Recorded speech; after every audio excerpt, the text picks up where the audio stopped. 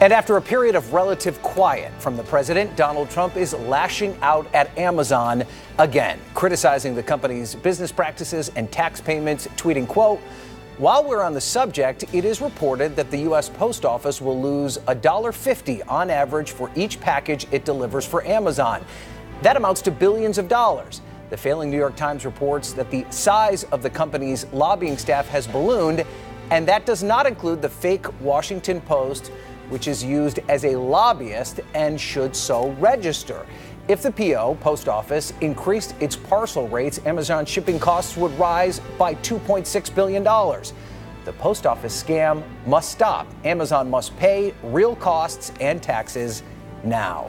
CNN White House correspondent Abby Phillip traveling with the president. She is in Palm Beach this morning. Abby, there's a lot the president could be focusing on today, but instead he is choosing Amazon and by extension, the Washington Post. That's right. Good morning, Ryan. The president is here playing golf and also tweeting about Amazon on this subject for really the second time this week. He has been tweeting about this quite a bit for several months. It's an issue that is always seemingly top of mind for him, but it kind of came to a head this week when some reporting about the president's private conversations on this subject sent Amazon stock tumbling. Now, President Trump is here in this tweet going after Amazon on some factually questionable bases. For example, the Washington Post is not a part of Amazon, the company. In fact, it's owned by Amazon's CEO, Jeff Bezos, who used his private funds to own that newspaper. And the president seems to be making a connection here between the newspaper, which often publishes unflattering stories about him and his administration, and the company Amazon, which he now accuses of defrauding the U.S. Postal Service and also defrauding American taxpayers. On those two fronts, the president's accusations that the Postal Service is not getting its money's worth out of Amazon is disputed by the Post Office, which says the arrangement with Amazon is for the most part mutually beneficial.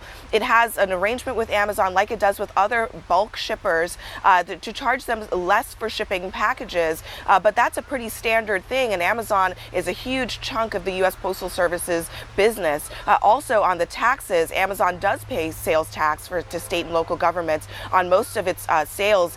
It does not pay sales tax on third-party vendors who use Amazon as a platform for its own sales. So some factually questionable things in the president's tweets here this morning, but clearly what underlies it is this attack on the Washington Post, a media outlet that he doesn't like a lot of their reporting and is using it to attack Amazon, a private corporation here. Yeah, and Abby, he's not just talking about Amazon. The president also taking shots at California's governor today. What did he say about that? That's right. Well, the president appeared to be this morning, as he often is, watching television, watching Fox News, which did a segment about Jerry Brown, the California governor, who he has been fighting with over and over again the last several months over this issue of sanctuary cities. Jerry Brown, in this last week, pardoned 5 illegal immigrants who were in this country illegally who had been convicted of crimes.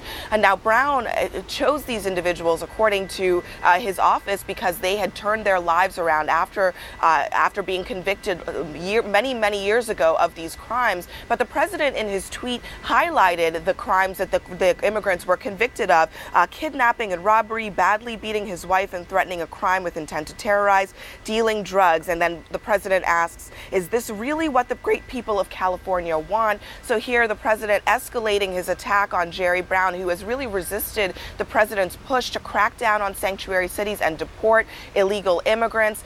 This is a fight the president wants. He even made his weekly address about, in part, this issue of sanctuary cities, Ryan. Okay, Abby Phillip talking about the president's tweets, which came in rapid succession right before his trip to the golf course. Abby, thank you for that. All right, let's discuss this now with my panel. With me, David Swerdlick, a CNN political commentator and the assistant editor at the Washington Post, and Margaret Talev, a CNN political analyst and a senior White House correspondent for Bloomberg News. David, let's start with you. You work at the Washington Post, part of the president's attacks this morning, and he's attacking Amazon and then by extension, the Washington Post. From your perspective, what do you think this is all about? Okay, so it's important to point out, as Abby did, that the Washington Post is owned by Jeff Bezos, the CEO of Amazon, but the Washington Post is not a subsidiary of Amazon. It is a separate entity. Our news coverage is governed by the leadership of the Washington Post, not Amazon. In terms of what the president tweeted this morning, Ryan, I would just simply say this. If the president is saying that any of the tax treatment of Amazon or any company is something that he wants to review, that is obviously fair game. But I'm unaware that he is alleging at all that Amazon does not pay its proper legally required taxes. I'm also unaware that it does not have a legally, in place agreement with the U.S. Postal Service for a bulk rate. So some of this criticism, you have to look at it and wonder if the president's criticism is related to his opinion of Washington Post coverage rather than his view of the tax issues involved. I will just add one more thing, and that's that some people have described what the president describes here as unfair treatment. Other people simply call it commerce. The Amazon is a business, and they're in the business of doing business. And so the president, I think, needs to lay out some of his criticisms in a little more detail there. So, Margaret, I mean, there are a lot of things the president could be talking about this morning, and usually his Twitter feed is our only real glimpse into his thinking. But could this be a way of him changing the subject from Stormy Daniels, the Russia probe, and the current chaos and turmoil at his White House? He certainly would like to change the subject away from those issues. I think the one area that many people are curious to know more about, because of another recent tweet, is what he plans to do on Syria, what he is actually planning to do. This issue over Amazon is, on the one hand, a very sort of long-standing stalking horse of his from before his election, and then on the other hand, it's hard to understand where he's actually going with it. What does he actually want to do, and what would be the reaction and fallout among congressional Republicans, among other people? So, yeah.